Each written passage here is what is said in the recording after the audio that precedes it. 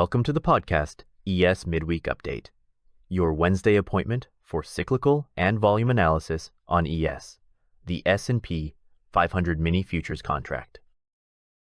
I am Ryan Cooper, a financial journalist, and we are joined by expert analyst and trader Clara Bennett from Cyclical. Please note that the views presented in this podcast are generated by AI NotebookLM, that analyses and reprocesses are pre-market live sessions from the YouTube channel Cyclical, and therefore could contain errors. All references to price levels or market analysis are not to be considered financial advice. The aim of this podcast is to analyze market dynamics and provide a midweek update. Welcome back to the deep dive. This week, we're strapping in for a wild ride through the S&P 500 mini futures market. ES. ES, you got it. Think of it like we're about to use a financial telescope. Zooming in. Yeah, zooming in and out of some pre-market charts and data. Looking for clues. Exactly. And we're going to be examining some fascinating signals and patterns with expert trader Clara Bennett from Cyclical. Glad to be here. Thanks for having me. Of course. Now, we've got 3 sessions worth of your analysis to unpack here, focusing on cyclical analysis. Love cycles. And I know you like to go deep, from the quarterly cycle all the way down to the 4-day. Gotta see the whole picture.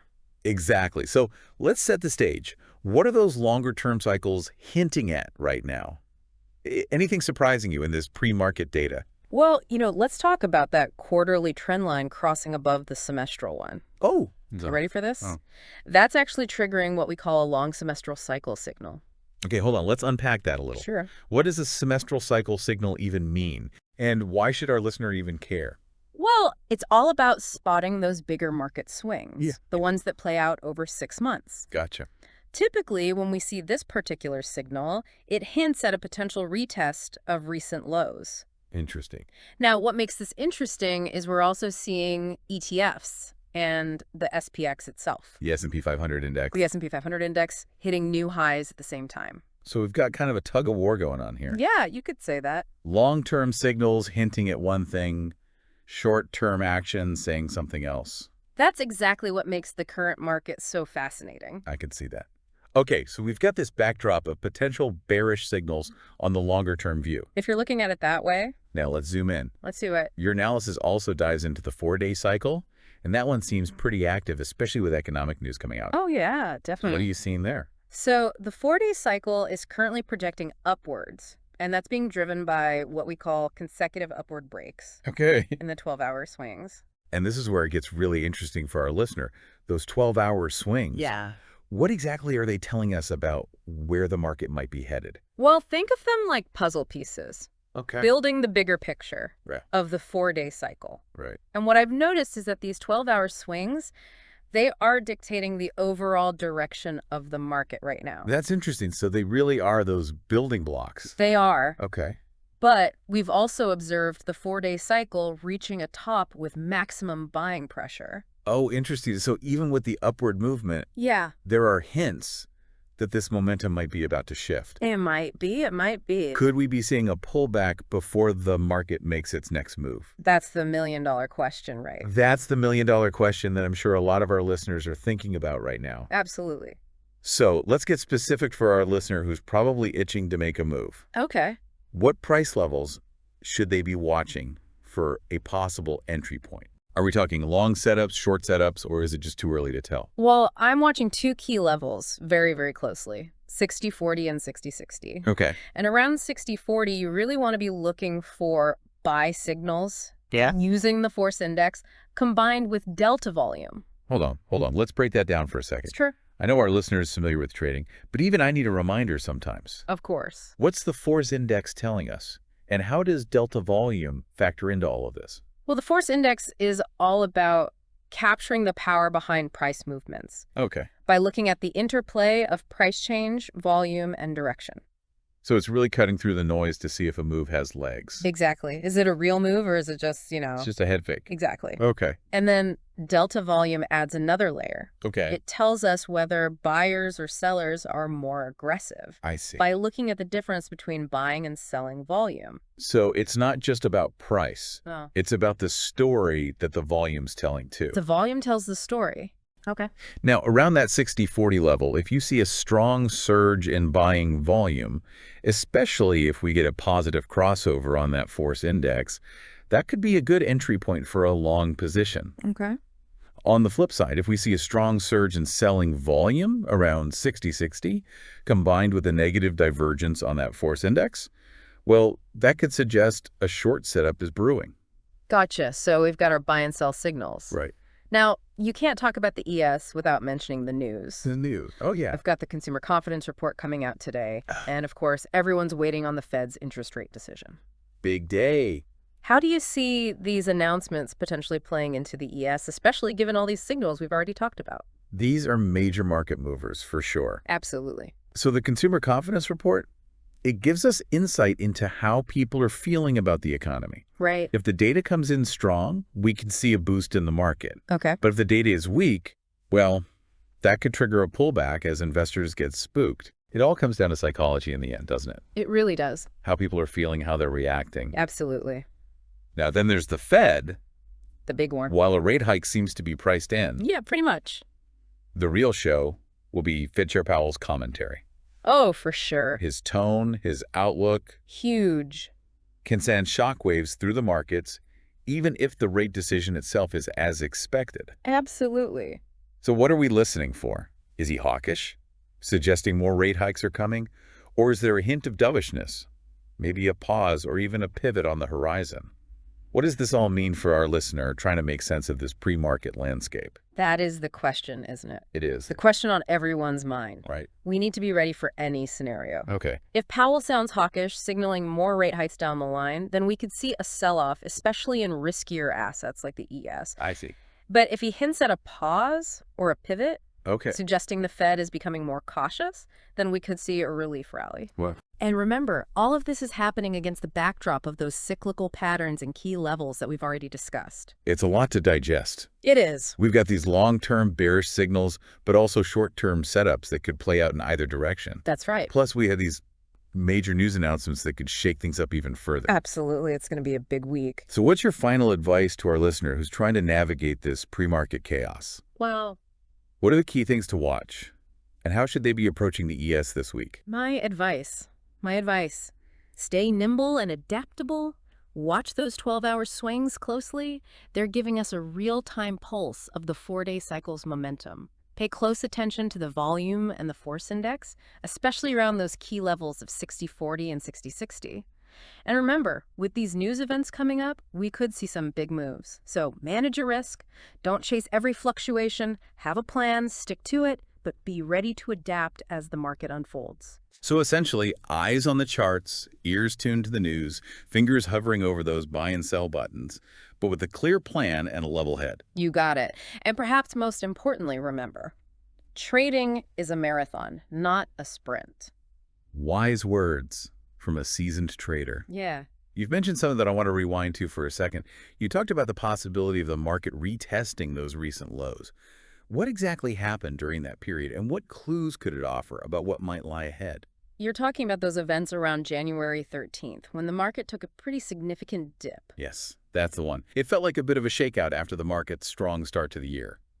What's fascinating is that the market's reaction then, on a smaller scale, mirrors what we're seeing now with the 4-day cycle. Exactly. We had a strong upward move followed by a sudden drop that tested the previous lows and then a bounce back. This pattern, even on different time frames, tells me that the market is in a process of finding its equilibrium, almost like it's testing its support levels before deciding where to go next. Interesting. Almost like it's taking a deep breath before its next big leap. What should our listener be paying attention to, especially given this possible parallel? Well, during that January dip, the key takeaway was the importance of volume analysis. Despite the downward price action, we saw a lot of buying volume coming in at those lows. That suggested strong underlying support, and it fueled the rebound we saw afterwards. So watching for that same volume behavior could be really telling right now.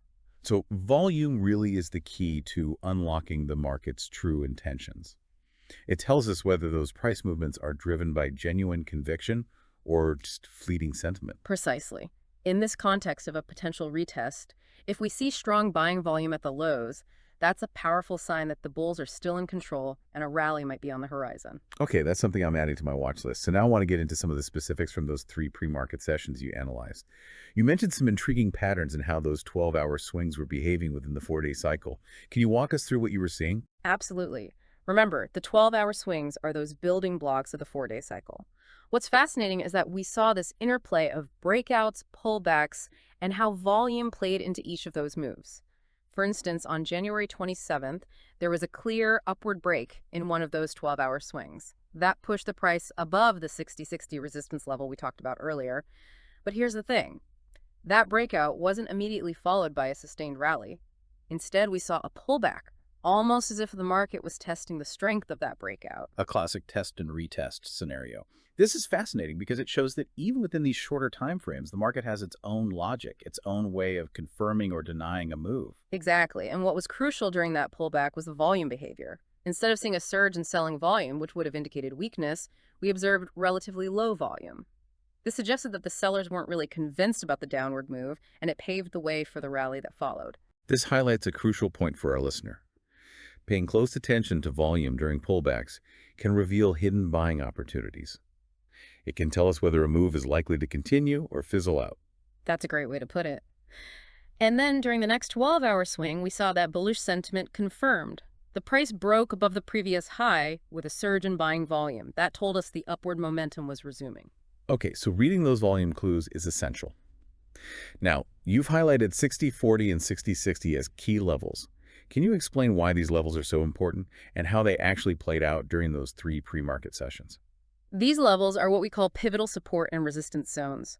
They're based on previous price action and where we've seen those big shifts in buying and selling pressure.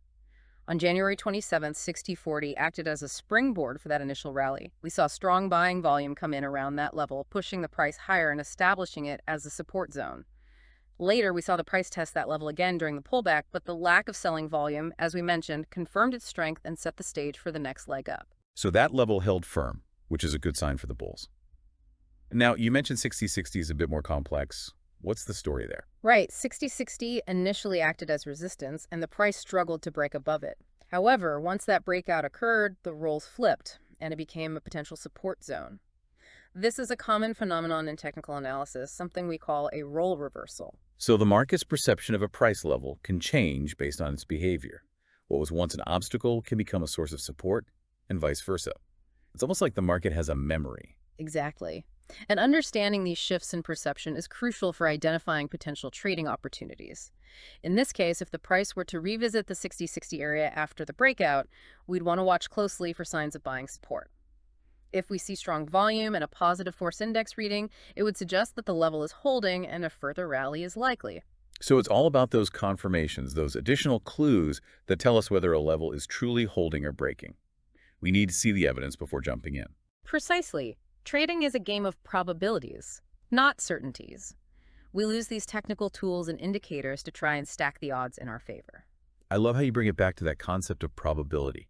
It's a good reminder that trading is a game of skill and strategy, not just luck. Now, we've talked a lot about the 4-day and 12-hour cycles, but I'm curious, what about even shorter time frames? I know some traders like to get into the nitty-gritty of the 30-second or even the 4-point charts.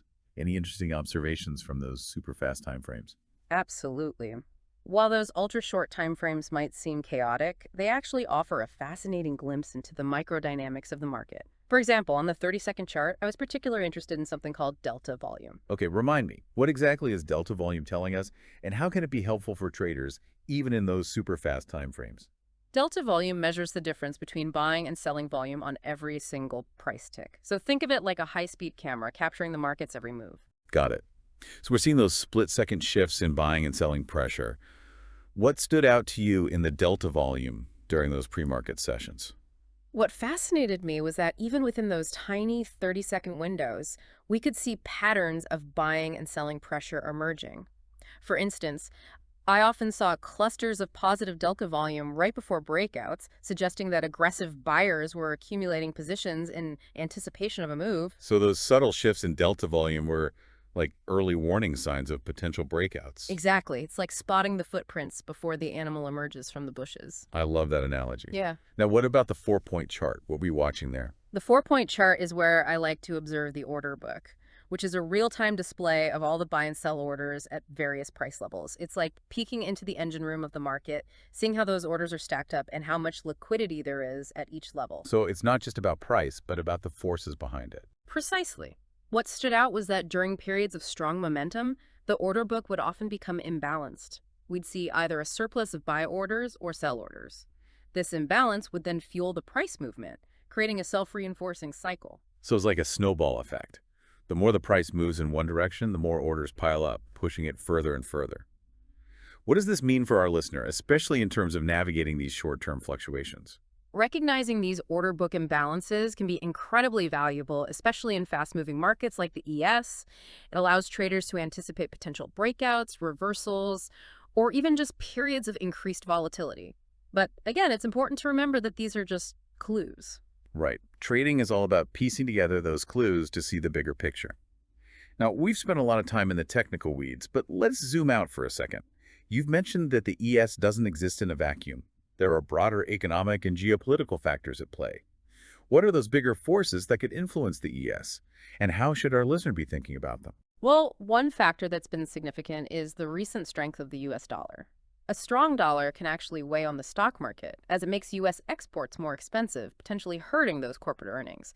So think of it like a headwind for the market. Okay, so the dollar strength is something to keep an eye on. Are there any other economic or geopolitical factors on your radar that could impact the ES, especially in the coming days? We also can't ignore the geopolitical concerns out there, like the ongoing conflict in Ukraine and the tensions between the U.S. and China. These uncertainties can create what we call a risk-off environment. Investors get nervous, and they start moving money into what are perceived as safer assets like bonds or even gold. That makes sense. Fear and uncertainty can definitely drive investors towards those safer havens, potentially diverting funds away from the stock market, including the ES. So it's all interconnected. The global landscape can have a very real impact on what happens here in the U.S. markets. Exactly. And that's why it's so important for traders to stay informed about those broader market forces. While technical analysis is crucial, it's equally important to understand the bigger economic and geopolitical backdrop and the potential risks and opportunities it presents. So we're not just technicians, we're also economists and global citizens. Now, I want to get a bit more personal. I know you've shared so many incredible insights today. I'm curious, how do you synthesize all of this information into your own trading strategy? What's your secret sauce? Well, my approach blends cyclical analysis, those technical setups, and of course, risk management. I start by identifying the dominant cyclical patterns, then look for confirming technical signals on multiple timeframes. Volume analysis is key, as it helps me validate the strength of those signals. So it's like a detective piecing together clues from different sources to get a clearer picture. Yes. And then finally, risk management is paramount. I always define my entry, exit, and stop-loss levels before entering any trade. And I never risk more than I'm comfortable losing. Sounds like a very disciplined and systematic approach. It has to be. The market is full of surprises, and emotions can easily cloud our judgment and lead to those impulsive decisions. By having a clear plan and sticking to it, I can minimize those emotional swings and trade more effectively. Okay, so we've got the plan. Now walk me through a specific trade setup that caught your eye during one of those pre-market sessions. I know you mentioned something about the 12-hour swings, the force index, and a key volume level. Why did this particular setup stand out to you? This setup occurred on January 28th. During the European trading session. We were right in the middle of that 4-day cycle, and the 12-hour swings were doing something interesting. We'd just seen a pullback within one of those 12-hour swings, testing the 60-40 support level that we talked about earlier. So the market was taking a breather after an upward move. Yeah. What happened next? What caught my eye was the force index. Instead of diving lower, as you might expect during a downward move, it actually started to curl upwards, forming what we call a bullish divergence. So a hint that the selling pressure might be weakening. Exactly. It was suggesting that the pullback was losing momentum and a reversal could be brewing. Then, if you looked at the volume behavior during that pullback, it remained relatively low, which again suggests a lack of conviction from those sellers. So you've got multiple clues pointing towards a potential bounce. Exactly. And then the final piece of the puzzle appeared. The price, after testing that 60-40 support, bounced back above a key volume node on the volume profile. This node represented a significant area of prior buying activity. So the market was essentially retracing its steps, finding support right at a level where buyers had previously been active. Precisely. And all of these clues together, the bullish force index divergence, the low volume during the pullback, and the recapture of that key volume node combine to create a high probability long setup. This is a great example of how to read those subtle market clues. By looking at the interplay of price action, volume, and momentum, we can identify those sweet spots where the odds are in our favor. You got it. It's all about connecting those dots and seeing those patterns emerge. Now, you've used this term microlinguae a few times.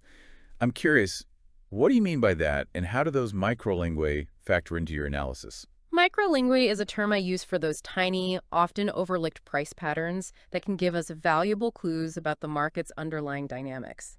Think of them like subtle whispers that reveal what buyers and sellers are thinking. So like secret messages hidden within the price action. Exactly.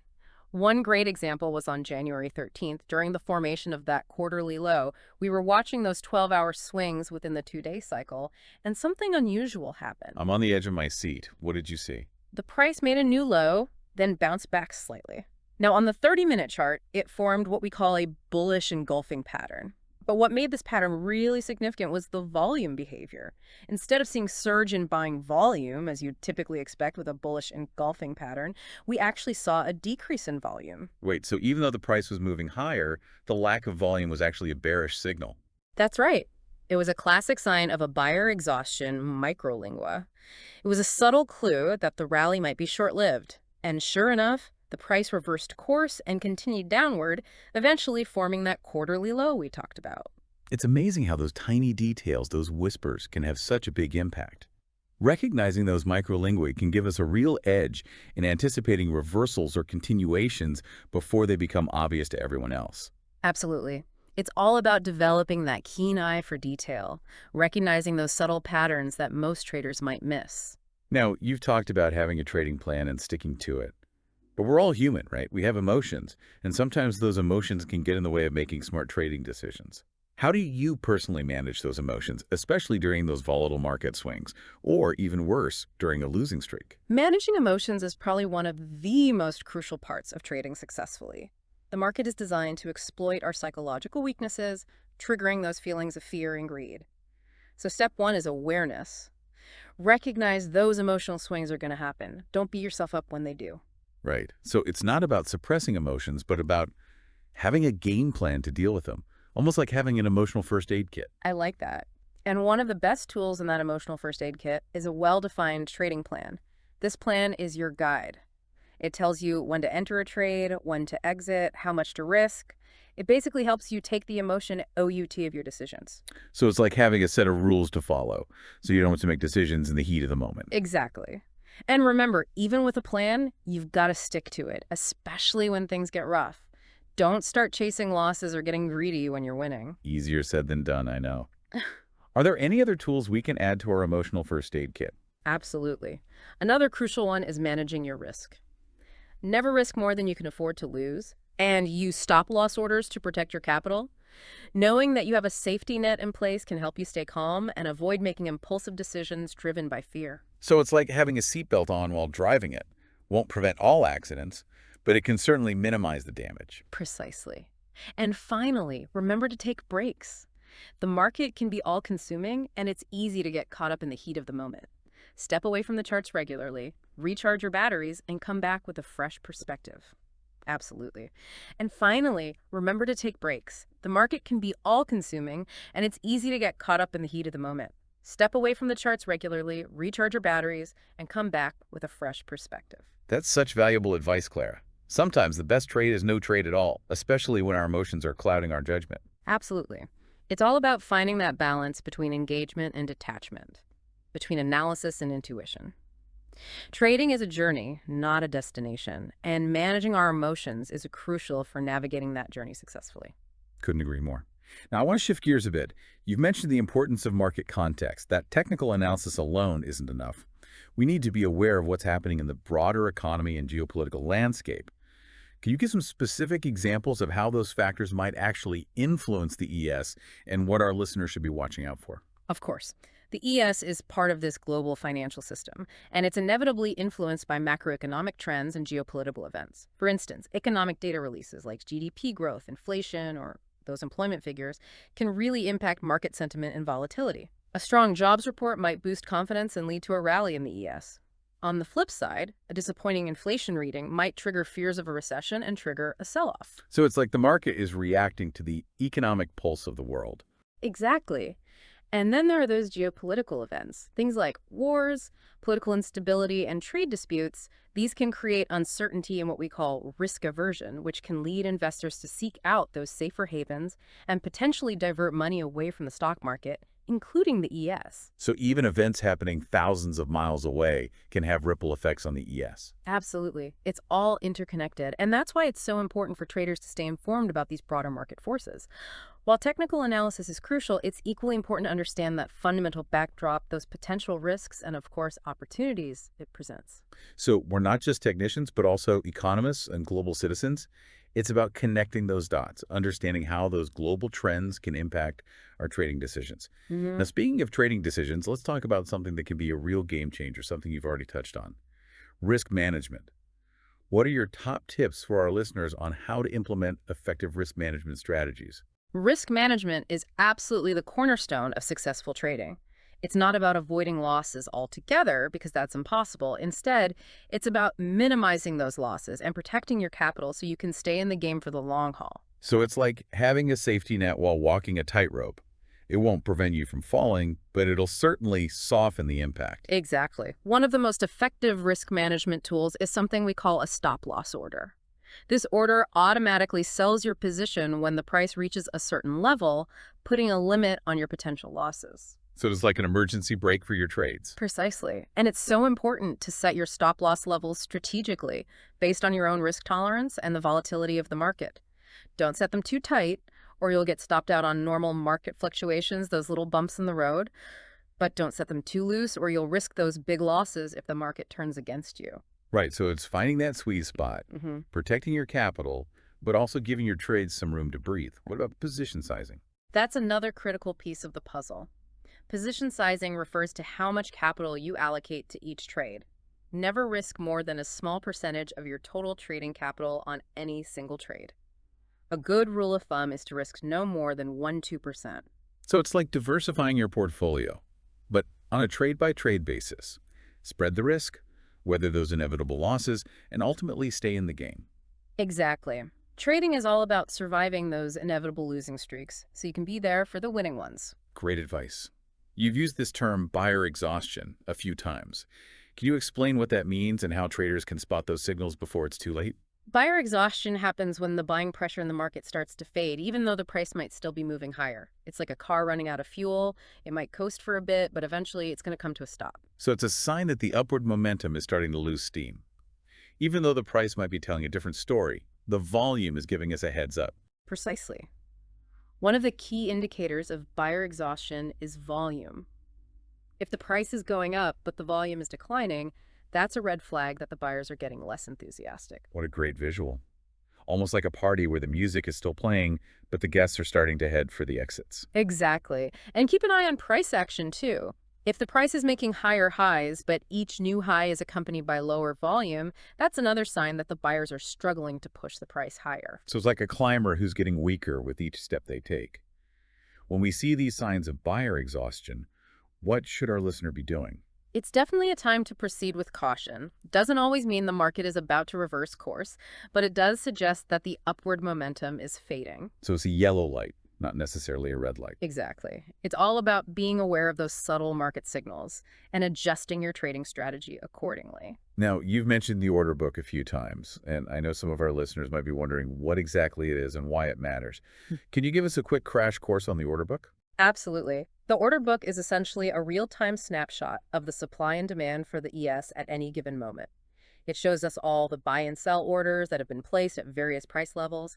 Think of it as a window into the minds of all the market participants, showing us where they're willing to buy and sell. So it's like a map of the market's battleground, showing us where the bulls and the bears are positioned. You got it. And by understanding how to read the order book, we can gain valuable insights into the market's dynamics. For example, if we see a large number of buy orders stacked up at a certain price level, it suggests that there is strong demand at that level and a potential for the price to move higher. Conversely, if we see a large number of sell orders at a certain level, it suggests that there is strong supply at that level and a potential for the price to move lower. So by watching the order book carefully, we can anticipate potential breakouts, reversals, and other key market movements. It sounds like a powerful tool. It definitely can be. But remember, it's just one piece of the puzzle. You need to combine it with other forms of analysis to get a complete picture. Okay, so the order book helps us see the forces behind price movements. Now let's talk about something that's a bit more intangible, market sentiment. You talked about the importance of understanding the overall mood of the market and how it can influence your trading decisions. What are some ways that our listener can actually gauge market sentiment? Gauging market sentiment is all about understanding the collective attitude of traders and investors toward the market. It's like taking the emotional temperature of the crowd. So is everyone feeling bullish, bearish, or just neutral? And how do we figure that out? One way is to simply observe price action and volume. If the market is rallying strongly on high volume, it suggests that sentiment is bullish. On the other hand, if the market is selling off sharply on high volume, it suggests that sentiment is bearish. So it's like reading the market's body language. Exactly. You can also monitor market news and commentary. What are analysts saying? What are the headlines focusing on? Are there any major economic or geopolitical events on the horizon that could influence sentiment? Think of it like listening to the whispers of the market. Okay, so we're paying attention to the news, to what the experts are saying. Are there any other ways to get a read on sentiment? There are also several sentiment indicators available that attempt to quantify market sentiment. These indicators can be helpful, but it's important to use them in conjunction with other analytical tools and not rely on them solely. Right. It's all about adding another layer of information to our analysis. By understanding market sentiment, we can get a better sense of where the market might be headed and then adjust our trading strategies accordingly. Now, let's talk about something that can be a real headache for traders: false breakouts. What advice can you give our listeners to avoid getting tricked by these fakeouts? False breakouts, or fakeouts, happen when the price seems to break through a key level of support or resistance, but then quickly reverses course. It can feel like the market is playing a cruel joke, tricking traders into making the wrong move. And I know these false breakouts can be really costly, especially if they trigger stop-loss orders, leading to those unnecessary losses. It's almost like a trap for those unsuspecting traders. Exactly. The key to avoiding those false breakouts is to be patient and wait for confirmation. Don't just jump into a trade because the price has broken through a certain level. Look for other signals that support the move, like increasing volume, momentum, and those positive divergences in indicators like the RSI or the MACD. Think of it like waiting for the all clear before crossing the street. Got it. So we're looking for those confirming signals, making sure that the move has some legs before we commit. Any other tips for navigating those tricky false breakouts? Absolutely. Pay close attention to the time of day and the overall market context. False breakouts are more common during those periods of low volume and volatility, such as pre-market or late-night sessions. So be extra cautious during those times. So it's like being more alert when you're driving in foggy conditions. Visibility is low, and you need to be extra careful. You got it. And finally, remember that even the best traders get tricked by those false breakouts sometimes. It's part of the game. The key is to learn from those experiences, refine your trading strategy, and move on. That's a great point. We all make mistakes. The important thing is to learn from them and keep getting better. Now, I want to touch on something that I think a lot of traders struggle with, and that's the challenge of trying to decipher what the big institutions are up to. You've mentioned the importance of understanding how those big players, like hedge funds and institutions, can influence the ES. What are some ways that our listener can track those big players? Those institutional investors, like hedge funds, pension funds, and mutual funds, are the whales of the market. They control huge amounts of capital, and their trades can really move the needle. So understanding their intentions is crucial for any trader who wants to stay ahead of the curve. So it's like trying to anticipate the movements of a giant ship. It's not going to turn on a dime. Yeah. What should our listeners be looking for? One way to track institutional activity is to monitor volume. Large block trades, often executed by institutions, can signal a shift in sentiment. For example, if we see a sudden surge in volume along with the big price move, that could be a sign that an institution is accumulating or distributing a position. So it's like spotting the wake of a passing ship. Exactly. Another way to track those big players is to keep an eye on options activity. Institutions often use options to hedge their portfolios or to make speculative bets. By analyzing options data, we can gain insights into their expectations and their potential trading strategies. So it's like deciphering the ship's navigation charts to see where it might be heading. You got it. And there are also services that track institutional ownership and trading activity. These services can be expensive, but they can offer valuable insights if you're really serious about understanding what those big players are doing. It sounds like there's a bit of detective work involved here. There is, but the rewards can be substantial. Yeah. By understanding how the big players are positioned and what their intentions might be, we can make more informed trading decisions. We're trying to ride those waves that they create. Fantastic advice. Now let's talk about something that I think is critical for any trader. Maintaining a positive mindset. You've emphasized the importance of staying focused and disciplined, even during those losing streaks. What are some tips that you can offer our listeners on how to stay motivated and avoid getting discouraged, especially when things aren't going their way? Trading is just as much a mental game as it is about analyzing charts and indicators. Staying positive, especially when you're going through a rough patch, is key to achieving long-term success. So it's like having a strong mental game in any sport. It can often be the difference between winning and losing. Exactly. One of the best ways to stay motivated is to focus on the process, not just the outcome. Don't obsess over every win or loss. Instead, focus on executing your trading plan, making sound decisions, and continuously learning and improving. So it's about enjoying the journey, not just the destination. What are some other ways traders can stay motivated and avoid getting discouraged? Surround yourself with a supportive community.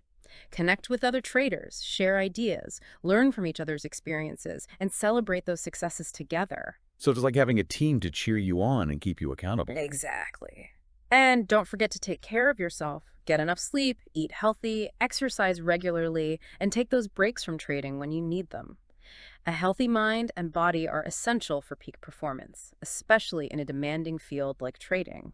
This has been an incredible deep dive, Clara. Thank you so much for sharing your insights and expertise with us. It's clear you've got a deep understanding of the market, and I know our listeners will be taking a lot of notes and putting your advice into practice. It's been my pleasure. Remember, the market is constantly evolving, and what works today might not work tomorrow. So stay curious, stay disciplined, and never stop learning and adapting. Well said. And to our listeners, we want to hear from you. What insights resonated with you most from this deep dive? What will you be watching closely in the ES this week? Until next time, happy trading. Thank you for listening to the podcast ES Midweek Update. Subscribe to the Cycle Depth channel to stay tuned for the next episodes and leave a comment. We remind you that the opinions expressed in this podcast are generated autonomously by AI NotebookLM, based on our pre-market live sessions of the U.S. market, and therefore, the content might not fully reflect objective market data or the analyses from our live sessions. This podcast is not financial advice. A greeting from your host, Ryan Cooper, and we'll see you next Wednesday.